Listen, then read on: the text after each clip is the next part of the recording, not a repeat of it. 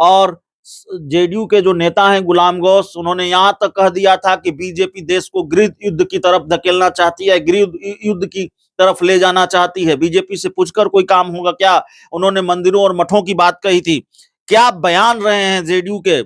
याद रखिए, हम उस जेडीयू की बात कर रहे हैं जिसने इस बिल का समर्थन किया है संसद में। जेडीयू सिंह की बात आप कर रहे हैं जी, जेडीयू के वरिष्ठ नेताओं के क्या बयान रहे हैं। भारतीय जनता पार्टी के खिलाफ सीधे तौर पर मोर्चा खोल दिया गुलाम गौस ने। यहां तक कह दिया कि देश को गृह युद्ध की तरफ ले जाना चाहती है। यहां तक कह दिया कि भारतीय जनता पार्टी को क्या सिर्फ मुसलमान ही दिखते हैं। ये तमाम बातें गुलाम गौस ने कही हैं। तो देखिए, जेडीयू के अंदर भी बहुत कुछ चल रहा है ऋषि, और जेडीयू के जो मुस्लिम नेता हैं उनमें बहुत नाराजगी है पार्टी के इस फैसले को लेकर कि जेडीयू ने संसद में इस बिल का समर्थन किया है। गुलाम रसूल बलियावी क्या जेडीयू के वरिष्ठ नेता नहीं है? इस बात से कौन इनकार कर सकता है? गुलाम गौस क्या जेडीयू के वरिष्ठ नेता नहीं है? इस बात से कौन इनकार कर सकता है? और इस बात से भी कौन इनकार कर सकता है कि जेडीयू के कई दूसरे नेताओं के बयान भले न सामने आए हों, लेकिन इस बात की कोई गारंटी है क्या कि उनकी नाराजगी न हो? और इस बात की कोई गारंटी है क्या कि आने वाले दिनों में गुलाम गौस और गुलाम रसूल बलियावी के साथ जेडीयू के दूसरे मुस्लिम नेता न खड़े हों या उनकी नाराजगी न सामने आए?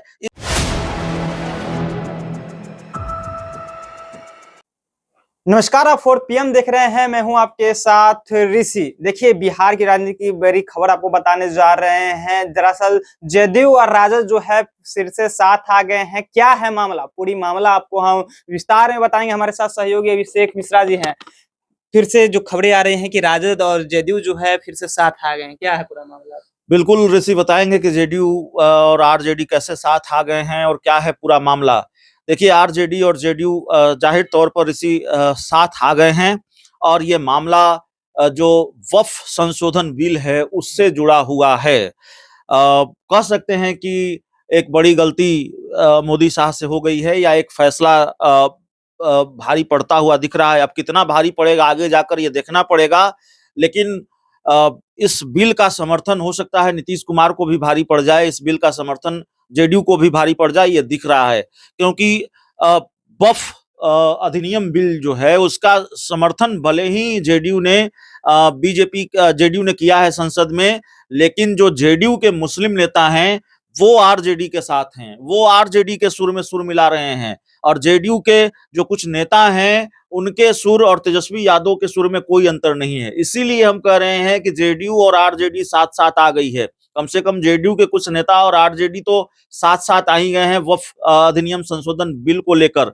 बहुत सारी खबरें अंदर से आ रही है। कुछ नेताओं ने नीतीश कुमार से मुलाकात भी की है, नीतीश कुमार ने कहा है हम इसको देखेंगे, तमाम तरह की खबरें आ रही है। लेकिन सबसे पहले हम आपको बता दें, दर्शकों को बता दें कि कैसे इस बिल को लेकर आरजेडी और जेडीयू साथ साथ आ गई है। तेजस्वी यादव का रुख क्या है, कांग्रेस का रुख क्या है, सबको मालूम है। तेजस्वी यादव का बयान हम आपको बताते हैं।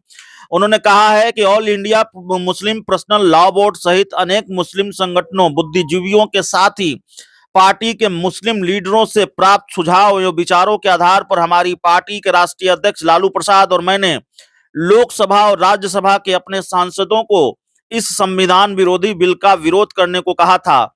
संविधान की धारा 29 हर धर्म को स्वायत्तता और स्वतंत्रता देती है। जब स्वतंत्रता, स्वायत्तता और सामान को खारिज करने की हर नीति और नियत के खिलाफ हम लोग और हमारी पार्टी लड़ती रहेगी। इस कानून को लेकर पार्टी के तमाम सदस्य संसदीय समिति में बिंदुवार हर पहलू पर अपना पक्ष मजबूती से रखेंगे। तेजस्वी यादव संविधान की धारा 29 का जिक्र कर रहे हैं, 29 का हवाला दे रहे हैं। आप जब जेडीयू के एक वरिष्ठ नेता हैं गुलाम गौस, उनसे जब बात कर रहे थे, आपको याद होगा उन्होंने भी संविधान की धारा 29 का हवाला दिया था। और जेडीयू के जो नेता हैं गुलाम गौस, उन्होंने यहां तक कह दिया था कि बीजेपी देश को गृह युद्ध की तरफ धकेलना चाहती है, गृह युद्ध की तरफ ले जाना चाहती है। बीजेपी से पूछकर कोई काम होगा क्या? उन्होंने मंदिरों और मठों की बात कही थी। क्या बयान रहे हैं जेडीयू के? याद रखिए, हम उस जेडीयू की बात कर रहे हैं जिसने इस बिल का समर्थन किया है संसद में।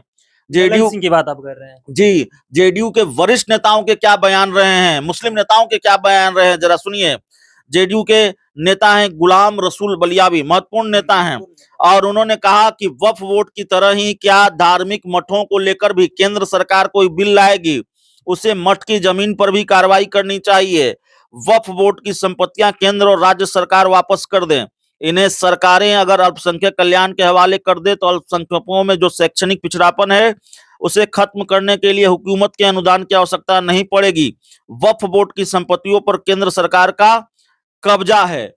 गुलाम गौस, जेडीयू के एक और मुस्लिम नेता, उन्होंने क्या कहा? उन्होंने कहा केंद्र सरकार को वक्फ से संबंधित प्रस्तावित संशोधन विधेयक को संसद में पेश करने के पहले मुस्लिमों के बीच इस पर चर्चा करानी चाहिए। वक्फ की संपत्ति अंग्रेजों या किसी सरकार द्वारा दिया गया दान या खैरात नहीं है।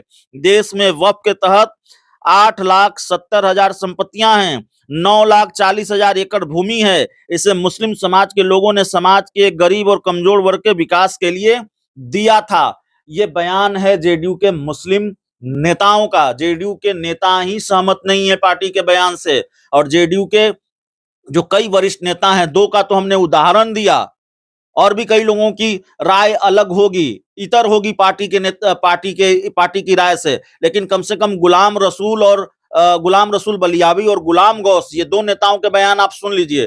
जो बात तेजस्वी यादव कर रहे हैं वही बात कमोबेश दोनों कर रहे हैं, और आरजेडी के सुर में सुर मिला रहे हैं। तो पार्टी की राय से उनकी राय इतर है, पार्टी के फैसले के साथ वो नहीं है।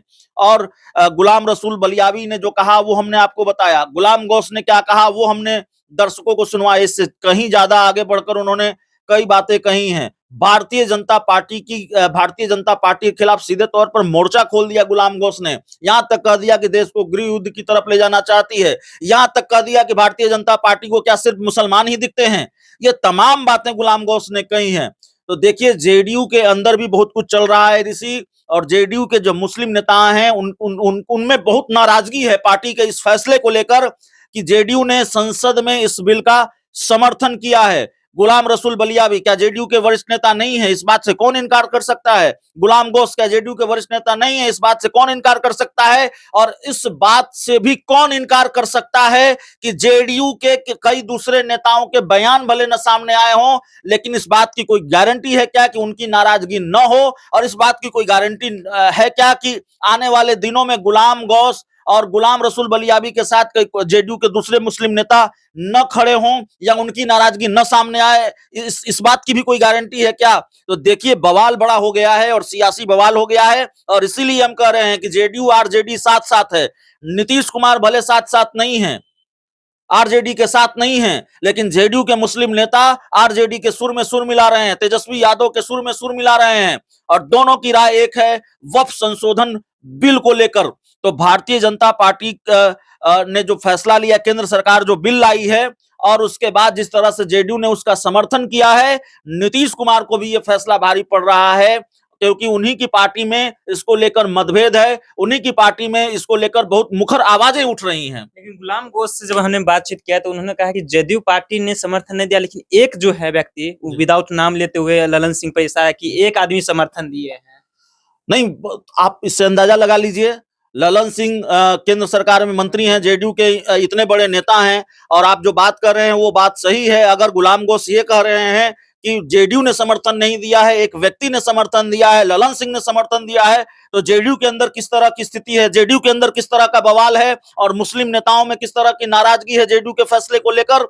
इसी तरह का मामला हुआ था सीए एनआरसी को लेकर, और तब प्रशांत किशोर और पवन वर्मा ने आवाज उठाई थी। जेडीयू ने जब समर्थन किया था तो पवन वर्मा ने आवाज उठाई थी, प्रशांत किशोर ने आवाज उठाई थी। पवन वर्मा जेडीयू के वरिष्ठ नेता हुआ करते थे, प्रशांत किशोर जेडीयू के राष्ट्रीय उपाध्यक्ष हुआ करते थे, और दोनों को जेडीयू से चलता कर दिया गया। उन्होंने अपनी पार्टी का संविधान, अपनी पार्टी को याद दिलाया था कि पार्टी के संविधान में देखिए क्या है, और इस फैसले पर सवाल उठाया था कि जो बिल है सीएनआरसी को लेकर उसका समर्थन जेडीयू ने किया है।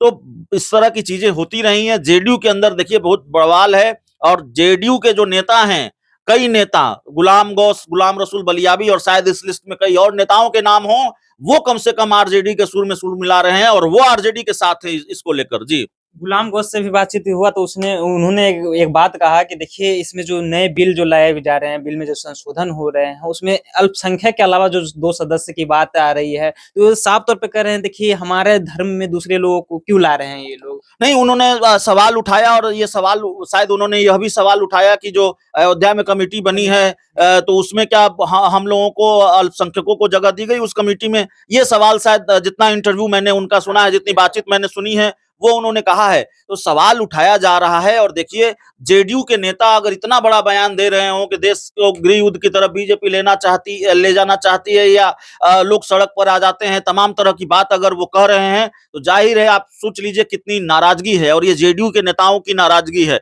तो कहीं से भी आरजेडी में जितनी नाराजगी है, आरजेडी नेताओं के जो बयान हैं, जितने तल्ख बयान हैं, कांग्रेस के नेताओं के जितने तल्ख बयान हैं इसको लेकर, उससे कहीं भी कम तल्ख बयान नहीं है जेडीयू के नेताओं के जो बयान गुलाम रसूल बलियावी और गुलाम गौस के सामने आए हैं। चलिए, तो जिस तरह से गुलाम गौस का जो बयान सामने आया था, हमने बयान भी सुनाया था, किस तरह से वो अयोध्या की बात कर रहे थे, अयोध्या को लेकर के जो कमेटी वहां बनी है उसमें मुसलमानों की भागीदारी की बात ये कह रहे थे, कहाँ हम लोग को वहां पे जो है जगह नहीं दिया गया था। और जिस तरह से जो यहाँ पे वक्फ बोर्ड में जो लाया जा रहा है, संशोधन किया जा रहा है, जिसमें अल्पसंख्यक के अलावा भी 2 सदस्य होंगे, उसको लेकर के भी बड़ी नाराजगी है। तो हमने जिस तरह से बताया, क्या बड़ी भारी पड़ेगी जेडीयू और राजद जो है फिर से एक साथ आए हैं? क्या अमित शाह और नरेंद्र मोदी को टेंशन बढ़ा देगी ये